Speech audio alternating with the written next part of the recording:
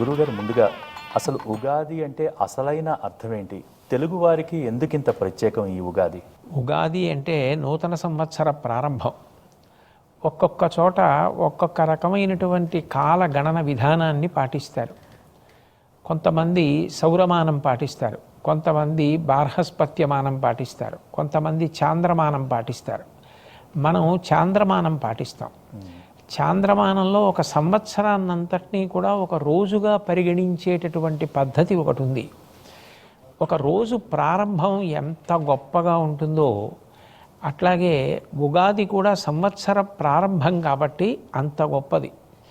ఈ సంవత్సరం అంతా కూడా శుభప్రదంగా జరగాలి, మాకు భగవంతుడిచ్చిన శక్తి ఏదుందో అది మంచి పనులు చేయడానికి, కీర్తి సంపాదించుకోవడానికి, మనం చేసిన మంచి పనుల వలన భగవంతుడు ప్రీతి పొందడానికి అనుకూలంగా ఉండాలి అని అందరం కూడా భగవంతుడిని ప్రార్థన చేసి శుభప్రదంగా ప్రారంభం చేస్తాం. అట్లా ఎట్లా ప్రారంభం చేయాలి, ఏ ఆచారం పాటించాలి అన్నదాన్ని ఋషులు చెప్పి ఉన్నారు. ఆ పద్ధతిలో పాటిస్తాం. కాబట్టి తెలుగువారికి చాంద్రమానం గొప్పది కాబట్టి, చాంద్రమానంలో కాలగణన జరుగుతుంది కాబట్టి ఈ ఉగాది ఒక ప్రత్యేకతని సంతరించుకుంది. అంటే ఇక్కడ తెలుగువారికి 60 సంవత్సరాలు అంటే ప్రత్యేకించి 60 సంవత్సరాలుగా నిర్దేశించడానికి పురాణ ఆధ్యాత్మిక జ్యోతిష సంబంధమైన కథనాలు కానీ వివరణలు కానీ ఏమన్నా ఉన్నాయి గురువుగారు?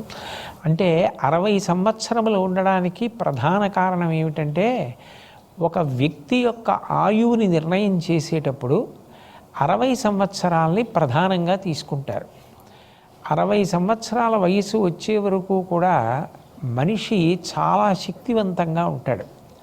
అందుకే మీరు గమనిస్తే ఏ సంవత్సరంలో వ్యక్తి పుట్టాడో ఆ సంవత్సరం మళ్ళీ తిరిగి వచ్చేస్తే ఆయన ఆ సంవత్సరం చూడగలిగాడు అంటే 60 సంవత్సరములు పూర్తయ్యాయి అంటే ఆయన ఆయుర్దాయం పూర్తయింది అని.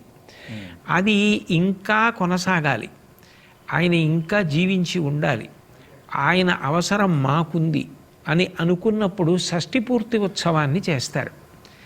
ఆ షష్ఠిపూర్తి ఉత్సవం తాను చేసుకోడు, తన పిల్లలు, శిష్యులు, బంధువులు, ఆత్మీయులు, సమాజంలో ఈయన అవసరం ఉంది, ఈయన ఇంకా శరీరంతో ఉంటే మంచిది అని కోరుకున్న వాళ్ళందరూ కలిపి ఆయనకి షష్ఠిపూర్తి ఉత్సవాన్ని నిర్వహిస్తారు.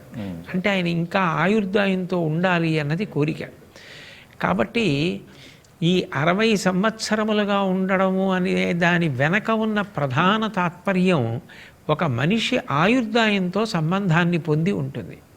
ఆ పైన ఒక్కొక్క సంవత్సరానికి ఒక్కొక్క పేరు ఉంచినప్పుడు కాలంలో ఈశ్వర విభూతి ఎలా ప్రకటన అవ్వబోతోంది ఆ సంవత్సరంలో అన్నదాన్ని దృష్టిలో పెట్టుకొని ఋషులు దార్శనికులై ఏ విభూతి వ్యక్తమవుతోందని వాళ్ళు నిర్ణయం చేశారో దానికి అనుగుణమైనటువంటి పేరు ఉంచుతారు. అంతే తప్ప అది కాకతాళీయంగా వచ్చినటువంటి పేరు కాదు. ఒక్కొక్క పేరు ఉన్నది అంటే ఆ సంవత్సరంలో, ఆ కాలంలో కాలమే ఈశ్వర స్వరూపం కాబట్టి ప్రజల మనసులు ఎట్లా ప్రభావితం కాబోతున్నాయి, ఎటువంటి గుణం ప్రధానంగా ప్రకాశిస్తుంది అన్నది నిర్ణయింపబడుతూ ఉంటుంది. అందుకనే 60 సంవత్సరాలు 60 పేర్లతో రావడం, 60 తిరిగి వస్తే షష్ఠిపూర్తి రావడం అన్నది అంతర్లీనంగా వచ్చింది ఆయుర్దాయం.